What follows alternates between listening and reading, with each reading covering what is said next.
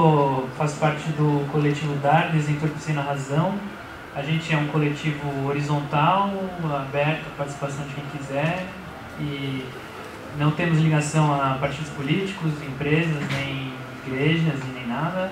E, bom, nosso nome parte de um conceito da juíza aposentada Maria Lúcia Caran. Talvez vocês devam estudar alguma coisa aí, não sei. E vou citar um pedacinho rápido do texto dela que fala: o proibicionismo somente se sustenta pelo entorpecimento da razão. Somente uma razão entorpecida pode crer que a criminalização das condutas de produtores, distribuidores e consumidores de algumas dentre as inúmeras substâncias psicoativas artificialmente selecionadas para serem objeto da proibição sirva para deter uma busca de meios de alteração do psiquismo que deita raízes na própria história da humanidade. Somente uma razão entorpecida pode admitir que, em troca de uma ilusória contenção dessa busca, o próprio Estado fomente a violência que só se faz presente nas atividades de produção e distribuição das drogas, porque seu mercado é ilegal.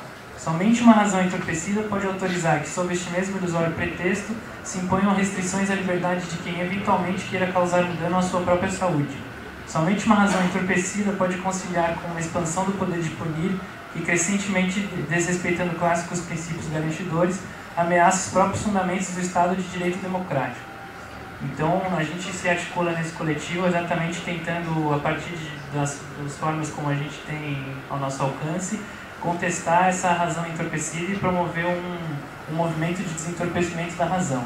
Então, dentro disso, a gente desenvolve nossas atividades em âmbitos mais internos, de debates de formação, e, na medida do possível, se manifestando publicamente em atividades demonstrando a nossa inconformação, como é nesse caso aqui, né? Então, por sermos também um coletivo recente, a gente não tem, e nem sentimos até agora essa necessidade de consensos efetivos sobre muitos pontos, mas a gente parte de alguns consensos iniciais. Então, de que primeiro a gente faz uma discussão sobre todas as drogas que por enquanto são ilícitas, né? A gente não se restringe a uma outra droga, ou como a discussão como se tem feito hoje em dia muito sobre a questão da maconha, ou sobre demandas de discriminação, questão apenas do usuário. A gente pode até debater isso depois, né? E um outro ponto fundador da nossa discussão é que nós não somos um coletivo necessariamente de usuários de drogas, apesar de eu saber que tem um pessoal que está usando nesse coletivo, né? Mas não é esse o nosso ponto. E nem defendemos o uso de drogas. A gente defende que exista outra maneira de se lidar socialmente com essas substâncias que não seja militarizada, que não seja repressora. E a gente parte do problema que as drogas não são um problema. A gente parte da questão que as drogas não são um problema em si. E sim que o abuso no uso de drogas pode ser um problema, e que, na verdade, a proibição das drogas é o verdadeiro problema.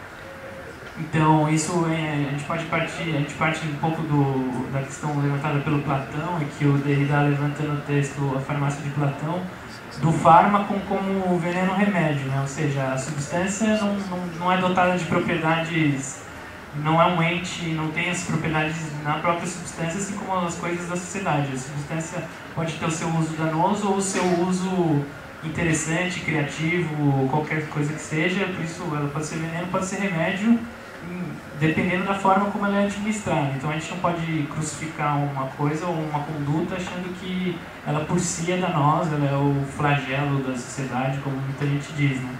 Então, é importante deixar essa questão clara. Existe sim o uso responsável de drogas, inclusive das drogas lícitas e das ilícitas, e existe o uso irresponsável. As pessoas, inclusive a grande maioria das pessoas que consomem drogas por enquanto ilícitas, elas têm um uso muito responsável, trabalho, tem família, e sei lá o que e tudo mais, né? Então, por exemplo, o Ethan Alderman, que é um estudioso internacional americano, veio fazer uma palestra aqui no Brasil, e ele apontou que foi feito um estudo científico sobre os grandes problemas no uso de heroína, no uso continuado e dependente das pessoas, e que foi o grande efeito, o maior problema de saúde identificado nos usuários frequentes de heroína era a constipação, né? O nariz entupido. Ou seja, a pessoa pode muito bem conviver com o uso frequente de heroína. Obviamente ela é dependente, mas se ela quiser conviver com sua dependência, acho que a gente não tem nada com isso, assim como as pessoas convivem com sua dependência com cigarro, televisão, futebol, o que seja, né? E Também no livro Hegemonia do Cinismo existe um dado que na Europa, de 16 usuários frequentes de heroína, apenas um deu entrada no hospital, né? Ou seja, os outros 15 estavam convivendo com o seu uso. E heroína que é o capeta, né? Imagine as outras questões. Né? Não que a gente esteja defendendo o uso indiscriminado de heroína. Né? E o Henrique mesmo mandou um e-mail pra gente outro dia de que saiu na revista Pediatrics dos Estados Unidos um estudo que 10 mil crianças dão entrada na emergência nos Estados Unidos por engasgamento com cachorros quentes, né? E que há 77 mortes por ano engasgadas por cachorro quente, ou seja, não acho que ninguém defenda a guerra aos cachorros quentes, né? Que as pessoas sejam presas por estar vendendo cachorro quente e consumindo cachorro quente escondido ali.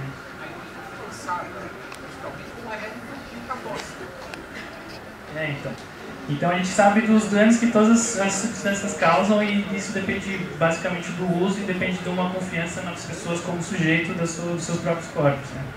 E acho interessante a gente partir exatamente disso que o Henrique falou, a partir do que é droga e de que momento algumas drogas foram optadas como ilícitas e outras lícitas. Né? A gente não achar que isso é natural, que isso foi sempre assim. Existem interesses econômicos por trás disso, interesses políticos, existiram desde o começo, morais, religiosos, e existem até hoje. Né? Então, existe o argumento de que o Estado estaria zelando pela saúde pública das pessoas, etc., mas acho que isso é facilmente discutível e uma furada. Né? Se você olhar quantas pessoas morrem por excesso de uso de drogas, quantas são assassinadas pela guerra às drogas, e né, acabou a discussão. Só no Rio de Janeiro, a polícia mata 2,4 pessoas por dia. Né? Grande parte das pessoas são mortas na chamada guerra às drogas. Né? Então, eu acho que na nossa discussão que a gente faz, a gente questiona o proibicionismo sob dois aspectos primordiais. Em primeiro lugar, isso que o Henrique já colocou muito bem, que o Estado está ingerindo sobre a vida particular das pessoas, ou seja, é uma coisa que vai além do Estado, um uso que não é danoso a terceiros não pode ser controlado pelo Estado, é uma questão de direitos civis mesmo, de liberdade individual. E nesse aspecto é um debate que a gente tem feito de como a nossa luta pelo um outro modelo de lidar com essas drogas se assemelha ao direito das mulheres que defendem o aborto, a luta dos homossexuais. São todas lutas pelas suas liberdades individuais sobre as formas como você lida com o seu corpo e como você, enquanto sujeito, gera a sua vida sem que o Estado se intrometa sobre essas questões.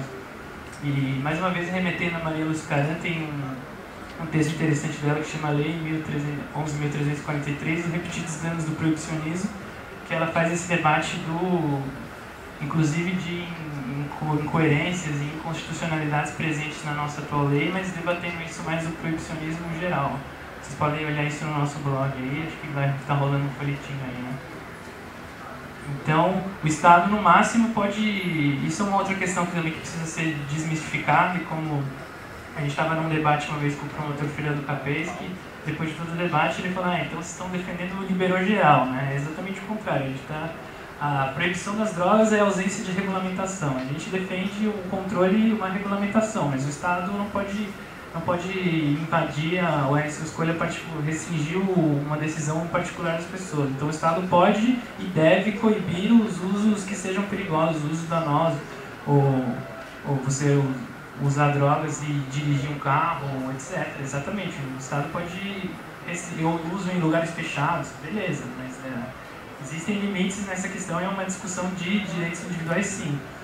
Mas, além de tudo, uma outra questão também fundamental, igualmente fundamental, são os aspectos políticos e sociais, os efeitos que a proibição das drogas tem hoje, e que são inaceitáveis. Né? Porque com a ausência da regulamentação, o comércio de drogas segue existindo, a demanda sempre existiu, sempre vai existir. O proibicionismo não diminui isso de maneira nenhuma, inclusive tem gente que defende que aumenta, não sei precisar isso.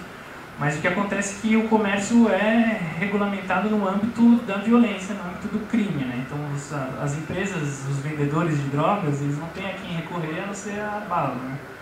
Então o tráfico de drogas é um produto do proibicionismo e é inclusive um dos menos interessados, se não o menos interessado em qualquer mudança no atual marco, e restringiria bastante os ganhos e o potencial político e militar dessas organizações. Né?